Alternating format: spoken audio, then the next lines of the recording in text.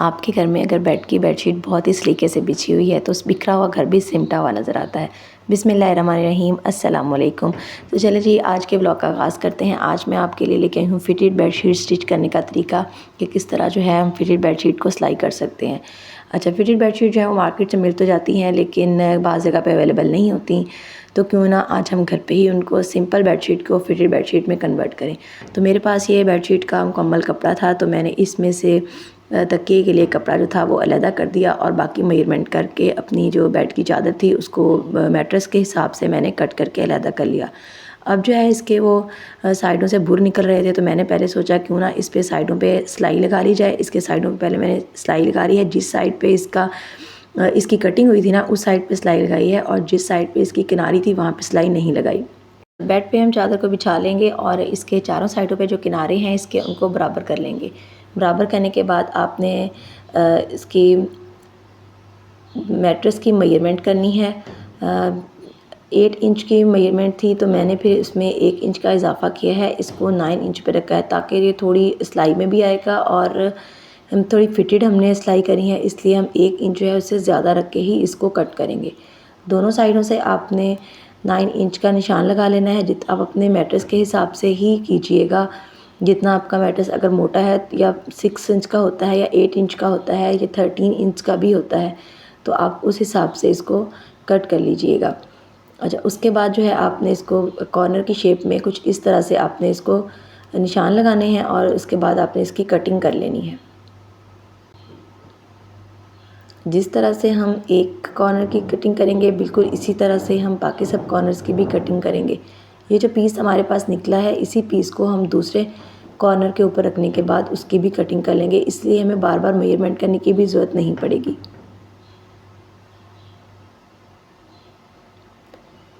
अब हमारे पास सारे कॉर्नर्स जो हैं वो कट हो चुके हैं।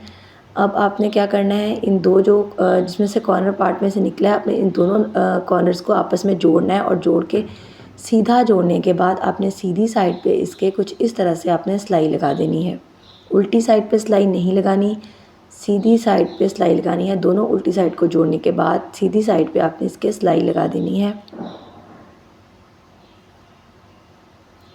हम इस पे दो डबल सिलाई लगाएंगे, 2 सिलाइयाँ लगाएंगे, जिससे हमें बार बार ओवरलॉक कराने की भी ज़रूरत नहीं पड़ेगी और इसके जो कपड़े के बुर से निकलते हैं वो भी नहीं निकलेंगे।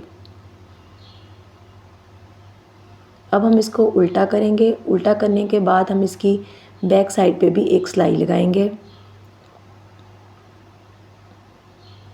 इस सिलाई की वजह से ये मज़बूत भी हो जाएगा और इसके अंदर से जो बुर निकलते हैं वो भी कपड़े के नहीं निकलेंगे और आपको ओवरलॉक करवाने की ज़रूरत भी पेश नहीं आएगी।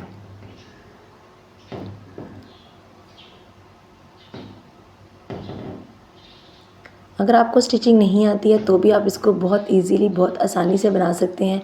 बिल्कुल भी मुश्किल नहीं है, इसको बनाना बहुत ज़्यादा ही आसान है। इससे बेड की लुक जो है बहुत अच्छी भी लगती है। वैसे बच्चे खेलते रहते हैं, जंपिंग करते हैं और आपको पता तो है बच्चे जो हैं वो उछल कूद बहुत ज़्यादा करते हैं, जिसकी वजह से वो चादर जो है बार बार हिल जाती है। अब आगे से गर्मियाँ आ रही हैं तो गर्मियों में जो है फिर गर्म चादरें जो हैं वो मोटे स्टफ़ की बिछाई हुई अच्छी भी नहीं लगती और गर्मी भी लगती है, जिसकी वजह से हम कपड़े की जो चादर है ना बेडशीट वो बिछाते हैं। इस तरह से हमने एक कॉर्नर को सिलाई किया था, बाकी तमाम कॉर्नर्स को भी हम इसी तरह से सिलाई लगा लेंगे।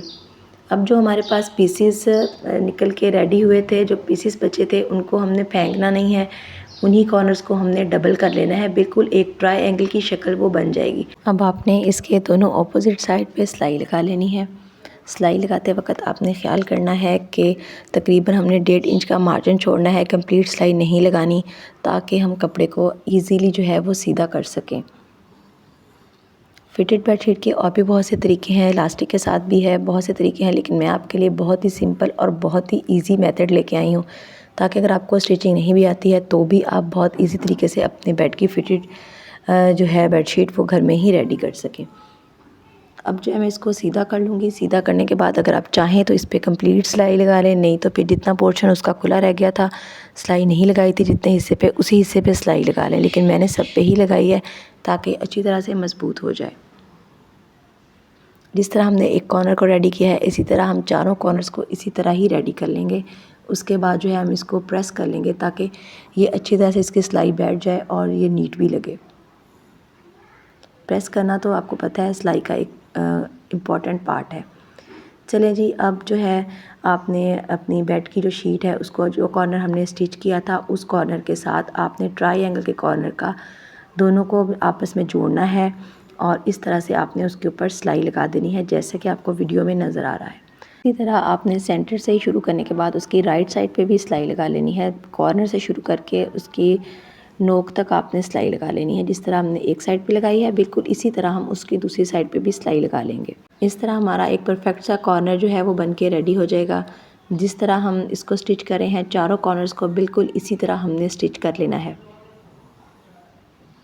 अब मैं आपको इसको सीधा करके दिखाती हूँ। इस तरह से ये आप देख सकते हैं कि इस तरह से ये कॉर्नर रेडी हो चुका है। ये कॉर्नर जो है वो मैट्रेस के नीचे वाले पोर्शन में आएगा और शीट जो है वो आपके बेड के ऊपर आ जाएगी। आपको देख के अच्छी तरह समझ आ जाएगा कि हमने कॉर्नर से राइट और लेफ़्ट दोनों साइड पे स्टिच करना है। मैं आपको मैट्रेस पे बिछा के दिखाती हूँ कि ये किस तरह का बना है और ये कैसा लग रहा है। इसके साथ जो है वो आपकी बेडशीट जो है वो हिलेगी भी नहीं और बिल्कुल स्टिक हो जाएगी। ये वाला पोर्शन जो है ये मैट्रेस के नीचे आ जाएगा और इस तरह से ये चारों साइडों से जब कवर होगा तो ये बिल्कुल फिटेड बेडशीट बन के रेडी हो जाएगी।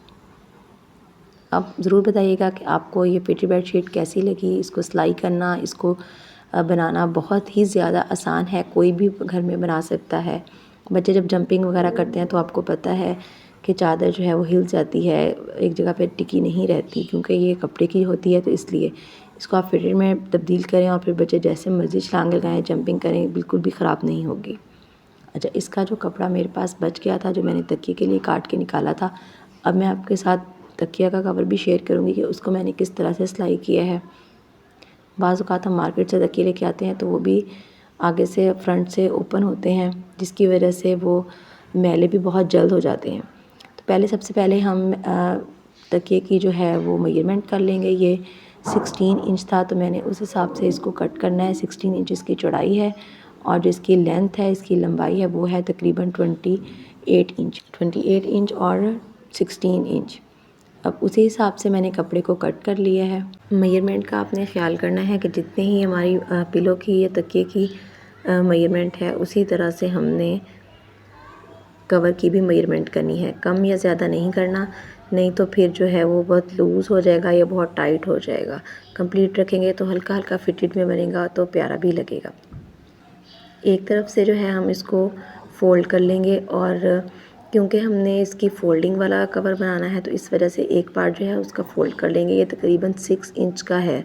दूसरी साइड से जो है हम इसके कपड़े को एक तरफ इसकी किनारी थी और एक तरफ इसकी किनारी नहीं थी तो सबसे पहले हम इसको फ़ोल्ड करके सिलाई लगा लेंगे ताकि इसके फुर वगैरह जो है वो नहीं निकलें। सबसे पहले हम इसको सिलाई लगाएंगे। सिलाई लगाने के बाद हम इसको सेट करेंगे। सेट करके जो है फिर हम इस पे बाकी 2 सिलाइयाँ लगाएंगे। सिर्फ 3 सिलाइयों में हमारा जो है वो तकिए का कवर रेडी हो जाएगा। आप इसको सबसे पहले कपड़े को बिछाएं। बिछाने के बाद जो है आप दूसरा जो पोर्शन है उसको ऊपर वाली साइड पे रखें। दोनों सीधी साइड्स को आपस में मिलाना है और उल्टी साइड को जो है वो बाहर रखना है।